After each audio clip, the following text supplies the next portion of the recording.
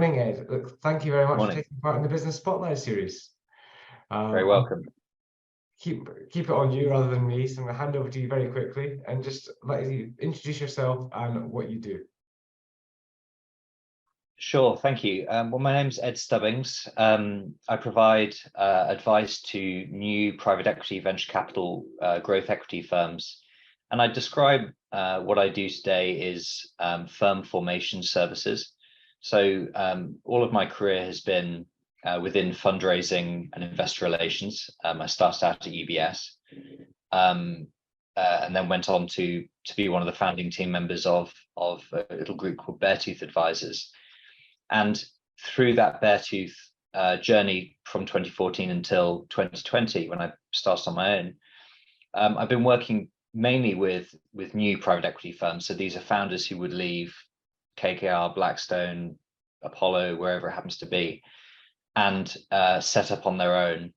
And the market within private equity and VC is very developed for groups raising capital kind of from a first close or when they're more developed. But there's not a ton of advice out there for groups who are just starting out. And so look, it's a part of the market that I love. But also I feel that it's a part that's also underserved by a lot of advisors. Perfect. And so what kind of things do you get involved with when you're working with somebody helping them to form the company? So firm formation for a private equity firm is really everything from selecting advisors through to developing internal policies and processes, preparing fundraising and marketing documents that might be used to contact investors, and also actually helping them come up with a marketing plan. So what is the right way to bring that particular fund or that particular vision to market? And it might not be a fund. I mean, the private equity landscape has changed so much, particularly in the last 5 years, but certainly over the last decade, where, a decade ago, you could only raise a private equity fund. That was the only way to get into business. Whereas today, there are plenty of GPs out there building a really good track record and a great business through investing directly. So a big part of what I do is at that early stage, defining with the manager, what's the vision, what should we be building, and then what can we build and how do we go about doing it? And are there any specific sectors that you tend to work with in terms of the areas that the firms work in? No, so again, within private equity, it matters less in terms of forming firms and what that process entails. It's not tailored to a specific sector, but what I would say is that the market as a whole has moved away from generalists towards specialists. And what I mean by that within PE and VC is you'll now see a lot of firms being formed focused on services or industrials or healthcare or even a particular region, so specialists within the Nordic region or the DACH region. And I think that also reflects limited partners who would invest into those private equity funds. Their portfolios are much more sophisticated now. It's not just they have one or two funds in there. They have the EQT flagship fund and that's it. I think it's now the case that they're looking to kind of customize and build their own exposure to particular regions or strategies they think are going to perform well. Yeah, interesting. And obviously you started the business at an interesting time with COVID. Was there any impact of that on the business? Not really. And part of the reason for that is that investors' allocations tends to be less correlated with specific macro events and more with general sentiment towards the industry and within the industry. So for example, by the time that COVID really became an issue, let's say March 2020 allocations had already been decided by a lot of investors. So it was never, I mean, yes, you obviously saw a lot of people taking a wait and see approach, but people still had money to invest that year. And so if you're a private equity firm and let's say you're returning to market, you need to raise money for your second, third, fourth, or whatever happens to be fund, then you're going to come back to market anyway because you need to, because you've got to raise additional capital.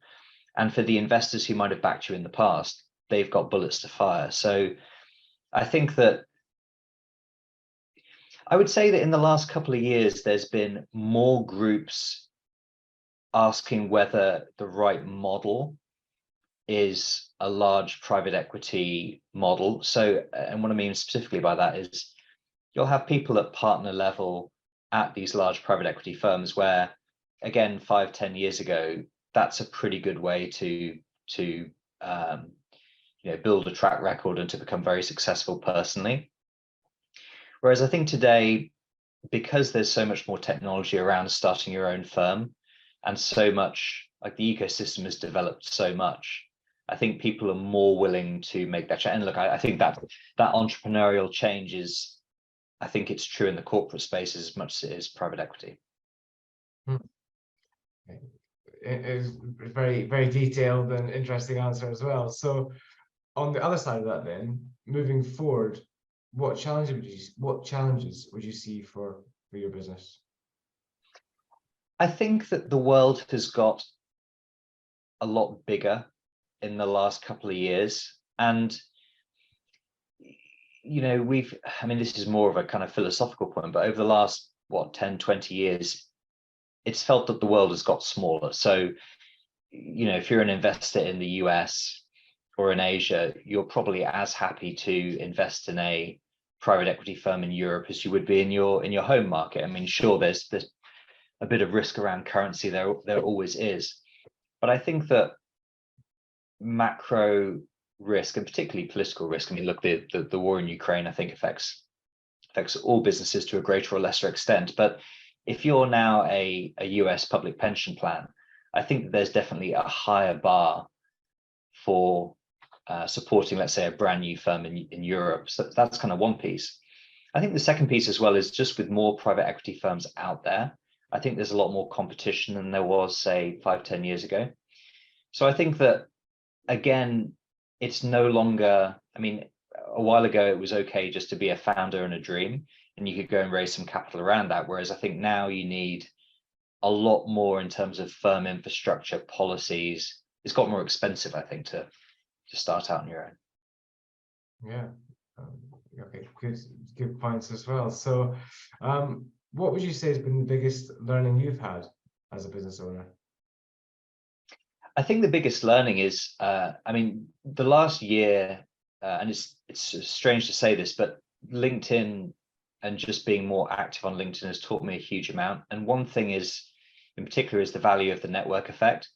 And also, again, I did theology at university, but I'm not especially, I don't believe in concepts like karma, but I do think that if you're just helpful to people in your network and you try and be a good connector of people, I think that tends to be beneficial for everyone involved in that equation. And so, in organizations that I worked in the past, there was sometimes a philosophy of, well, this isn't what we do, so let's not be helpful, or let's not answer the email, let's not take this further.